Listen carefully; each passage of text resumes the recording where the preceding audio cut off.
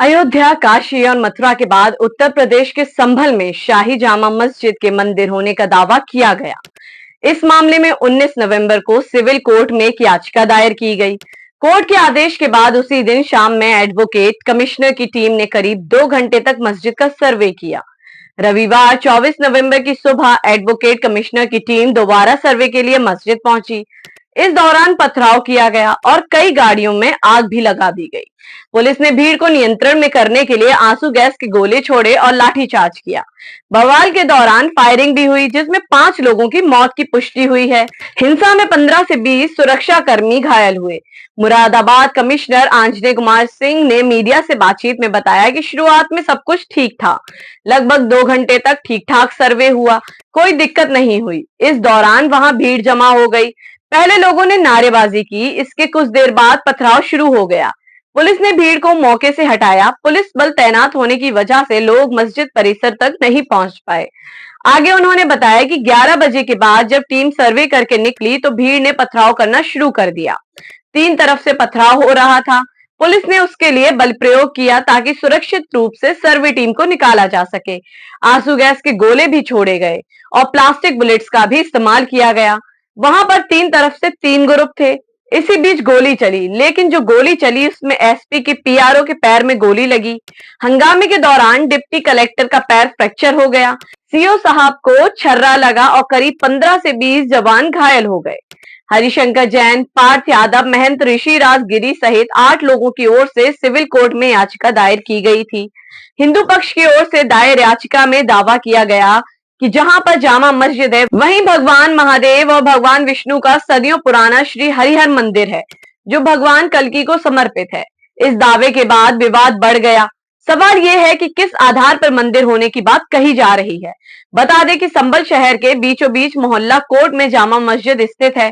मस्जिद के आगे की तरफ हिंदू आबादी और पीछे की तरफ मुस्लिम आबादी रहती है।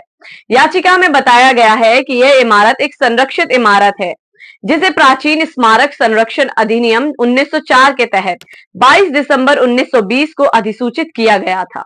इसके ही साथ कहा गया है कि यह राष्ट्रीय महत्व की भी इमारत है। विष्णु शंकर जैन ने कहा, पहली बात यह कि यह एएसआई संरक्षित स्मारक है। सवाल यह है कि मस्जिद कैसे हो गई। यह एएसआई द्वारा नोटिफाइड स्मारक है। एएसआई कब कब्जे से हट गई, कब एएसआई का बोर्ड नोचकर फेंक दिया गया। एएसआई को जाने के लिए उनसे इजाजत लेनी होती है। आपको बता दें कि विष्णु शंकर जैन वाराणसी की ज्ञानवापी मस्जिद मामले में भी अधिवक्ता थे। याचिका में एएसआई पर संबंधित संपत्ति पर नियंत्रण रखने में विफल रहने का आरोप लगाया गया है। साथ ही कहा गया है कि एएसआई के अधिकारी मूक दर्शक बन गए हैं और वे मुस्लिम समुदाय लोगों द्वारा डाले गए दबाव के आगे झुक गए हैं।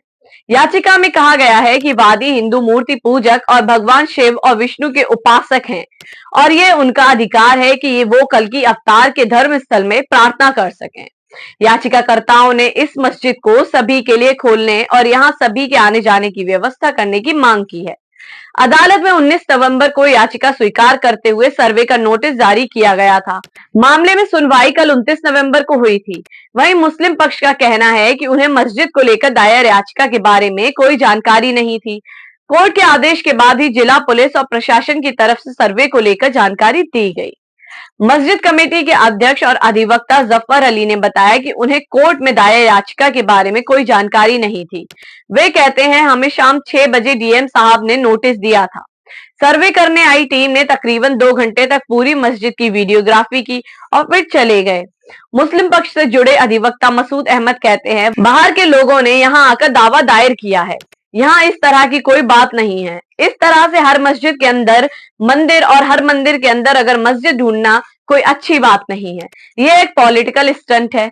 देश संविधान और कानून से चलता है। इसके साथ ही वो कहते हैं, एक ही दिन दावा दायर किया गया और उसी दिन सर्वे कमीशन करवा दिया गया। पता नहीं ऐसी क्या जल्दी थी। वहीं हिंदू पक्ष का कहना है कि संभल की जिला अदालत ने शाही जामा मस्जिद का सर्वे करने का आदेश दिया था।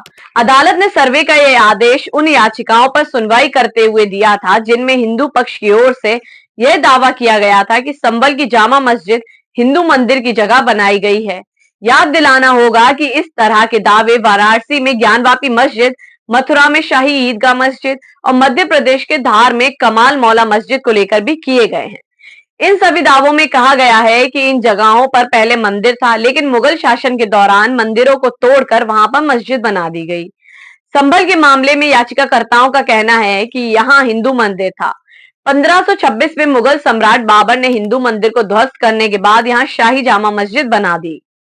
संभल की जामा मस्जिद को 22 दिसंबर 1920 को एंशाइंट मॉन्यूमेंट्स प्रिजर्वेशन एक्ट 1904 के तहत संरक्षित स्मारक घोषित किया गया था। इसे राष्ट्रीय महत्व का स्मारक भी घोषित किया गया है।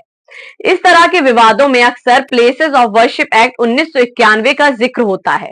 यह एक्ट क्या कहता है, इसे भी समझना और जानना जरूरी होगा। प्लेसेस ऑफ वर्शिप एक्ट 1991 कहता है कि किसी भी पूजा स्थल का धार्मिक चरित्र वैसा ही रहना चाहिए जैसा वह 15 अगस्त 1947 को था। इस एक्ट का सेक्शन 3 कहता है कि किसी भी धार्मिक संप्रदाय के पूजा स्थल को पूरी तरह या आंशिक रूप से किसी अन्य धार्मिक संप्रदाय के पूजा स्थल में नहीं बदला जाएगा। कांग्रेस की सरकार इस कानून को लाई थी और तब उसका कहना था कि इस कानून के बनने से सांप्रदायिक सौहार्द और सद्भावना बनी रहेगी। हालांकि बाबरी मस्जिद राम जन्मभूमि विवाद के मामले को इस कानून से बाहर रखा गया था, क्योंकि इस कानून के बनने से पहले यह मामला अदालत में था। पिछले कुछ सालों में प्लेसेस ऑफ वर्शिप एक्ट 1991 को लेकर काफी हंगामा भारत की राजनीति में हो चुका है। ज्ञानवापी मस्जिद और मथुरा की शाही ईदगाह मस्जिद के मामले में AIMIM के नेता असदुद्दीन ओवैसी और विपक्षी दलों ने बार बार प्लेसेस ऑफ वर्शिप एक्ट 1991 की बात कही है। इस एक्ट को चुनौती देने वाली 4 याचिकाएं सुप्रीम कोर्ट में दायर की गईं और इन पर सुप्रीम कोर्ट में सुनवाई चल रही है। सितंबर 2022 में तत्कालीन chief justice of India UU Lalit की बेंच ने केंद्र सरकार को निर्देश दिया था कि वह इस मामले में 2 हफ्ते के भीतर अपना जवाब दायर करे। तब से अब तक 2 साल से ज्यादा का वक्त बीत चुका है, लेकिन केंद्र सरकार ने अभी तक अपना हलफनामा अदालत में दायर नहीं किया है। ज्ञानवापी मामले में सुनवाई करते हुए पूर्व CJI DY चंद्रचूड़ ने कहा था कि हालांकि 1991 का यह कानून किसी भी उपासना स्थल या धार्मिक स्थल की प्रकृति को बदलने से रोकता है, लेकिन किसी जगह के धार्मिक चरित्र का पता लगाना इस एक्ट की धारा 3 और 4 का उल्लंघन नहीं है। अगर आप आसान भाषा में कहें तो अदालत का कहने का मतलब यह था कि जो उस पूजा स्थल की प्रकृति 15 अगस्त 1947 को थी उसे नहीं बदला जा सकता, लेकिन यह पता जरूर किया जा सकता है कि 15 अगस्त 1947 को उस पूजा स्थल की प्रकृति क्या थी। मथुरा और ज्ञानवापी मस्जिद के मामले में मस्जिद पक्ष की ओर से प्लेसेस ऑफ वर्शिप एक्ट 1991 के बारे में की गई इस टिप्पणी को सुप्रीम कोर्ट में चुनौती दी गई है और इस मामले में सुप्रीम कोर्ट में सुनवाई चल रही है। संभल में भी स्थानीय अदालत के आदेश को आगे ऊंची अदालतों में चुनौती दी जा सकती है, लेकिन यह मामला अदालतों में आगे बढ़ने से पहले ही हिंसा की वजह से ज्यादा सुर्खियों में आ गया है। संभल की शाही जामा मस्जिद को लेकर सिविल जज सीनियर डिवीजन की बेंच में चल रही कार्यवाही पर सुप्रीम कोर्ट ने अंतरिम रोक लगा दी है। सुप्रीम कोर्ट ने शुक्रवार 29 नवंबर को मामले की सुनवाई करते हुए कहा कि मस्जिद कमेटी सिविल जज के आदेश के खिलाफ हाई कोर्ट में याचिका दाखिल कर सकती है। सिविल जज की सुनवाई को लेकर हाई कोर्ट फैसला लेगा। सुप्रीम कोर्ट ने यह भी कहा कि मस्जिद का सर्वे करने वाले एडवोकेट कमिश्नर की रिपोर्ट को फिलहाल सीलबंद लिफाफे में रखा जाए। संभल की शाही जामा मस्जिद मैनेजमेंट कमेटी ने सिविल जज के 19 नवंबर के आदेश को चुनौती देते हुए सुप्रीम कोर्ट में याचिका दाखिल की थी। कमेटी ने कहा था कि सिविल जज ने हिंदू पक्ष की याचिका पर सर्वे का आदेश दे दिया। इस आदेश से पहले उसका पक्ष नहीं सुना गया। 19 नवंबर को ही एडवोकेट कमिश्नर सर्वे के लिए पहुंच गए। बाद में एक और सर्वे 24 नवंबर को हुआ। जल्दबाजी में हो रही इस कार्रवाई को लेकर लोगों में आशंका फैली, जो हिंसा में तब्दील हो गई। इसके चलते 5 लोगों को अपनी जान गंवानी पड़ी। सुप्रीम कोर्ट के चीफ जस्टिस संजीव खन्ना की अध्यक्षता वाली 2 जजों की बेंच ने मामले को सुनते हुए कहा, सुप्रीम कोर्ट सिविल जज के आदेश के खिलाफ अपील का सही फोरम नहीं है। याचिकाकर्ता उचित कानूनी विकल्प देखें। मस्जिद कमेटी की तरफ से वरिष्ठ वकील हुजैफा अहमदी ने सुप्रीम कोर्ट से अंतरिम राहत की मांग की। इस पर सुप्रीम कोर्ट ने कहा, मस्जिद कमेटी ऊंची अदालत में अपील दाखिल करे। हाई कोर्ट उसे 3 दिन के अंदर सुनवाई के लिए सूचीबद्ध करे। फिलहाल सिविल जज अपने कार्यवाही को रोक दें और हाई कोर्ट के आदेश का इंतजार करें। अगर कोर्ट कमिश्नर ने सर्वे की रिपोर्ट तैयार कर ली है तो उसे सार्वजनिक ना किया जाए, फिलहाल सीलबंद लिफाफे में रखा जाए। सुप्रीम कोर्ट ने संभल में शांति व्यवस्था कायम रखने को भी जरूरी बताया। कोर्ट ने कहा कि प्रशासन वहां शांति व्यवस्था बनाए रखे, कुछ भी अवांछित होने ना दें। हालांकि सुप्रीम कोर्ट ने याचिकाकर्ताओं को हाई कोर्ट जाने के लिए कहा, लेकिन फिलहाल इस मामले को अपने पास भी लंबित रखा है। सुप्रीम कोर्ट ने कहा है कि वह 6 जनवरी से शुरू हो रहे सप्ताह में मामले को सूचीबद्ध करेगा। सुप्रीम कोर्ट ने संभल में शांति व्यवस्था बनाए रखने की जरूरत बताई। चीफ जस्टिस ने कहा, हम नहीं चाहते कि वहां कुछ भी अप्रिय हो, हमें पूरी तरह निष्पक्ष होना होगा। यह सुनिश्चित करना होगा कि कुछ भी गलत ना हो।